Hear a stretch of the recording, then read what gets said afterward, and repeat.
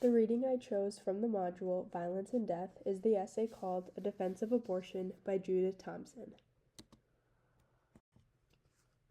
In her 1971 essay, A Defense of Abortion, Judith Thomson explores the ethics of abortion, looking at arguments against it. Instead of arguing whether a fetus is a person from conception, she assumes it is for sake of discussion. Thomson then asks if this means abortion is always wrong. Her essay challenges the idea that a fetus's right to life always outweighs a pregnant woman's right to control her own body. One of the key elements of Thomson's argument is her use of violinist analogy. She asks readers to imagine themselves waking up in a hospital bed connected to an unconscious violinist whose life depends on using your kidneys to filter their blood. Thomson argues that even though the violinist's right to life is unquestionable, this does not give him the right to use your body without your consent. Thomson relates this to a fetus having the right to life and does not grant it the right to use a woman's body for survival. In both cases, it is morally acceptable for the individual to detach themselves even if it leads to the death of the other person.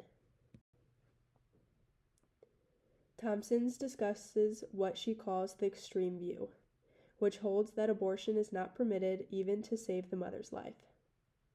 She challenges this by arguing that a person has the right to defend themselves against threats, even if this defense leads to an individual dying. In the case of a pregnancy that endangers a woman's life, Thomson argues that the woman should be morally justified to aborting the fetus to save herself. She emphasizes that this is not unjust killing because the fetus does not have the right to claim the woman's body. According to Thomson, the right to life does not measure up to the right to be supported by someone else's body. The essay also addresses the concept right to life. Thomson suggests that having a right to life does not necessarily entail the right to be given the means to sustain life, for example, the use of someone's body. She argues that no one has the right to use someone's body unless that person has given consent. In the case of pregnancy, this means that a woman is not morally obligated to allow the fetus to use her body, even if it will die as a result of her decision.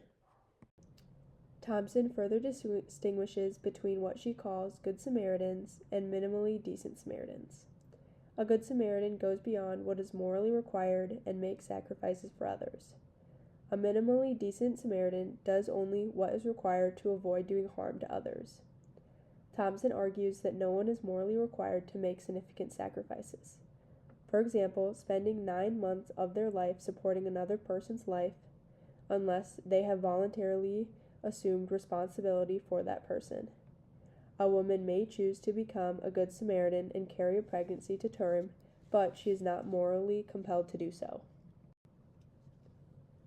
Thomson recognizes that her argument does not apply to all abortion cases. For example, she thinks abortions may be morally wrong if it's seeking for minor reasons late in pregnancy, like avoiding inconvenience.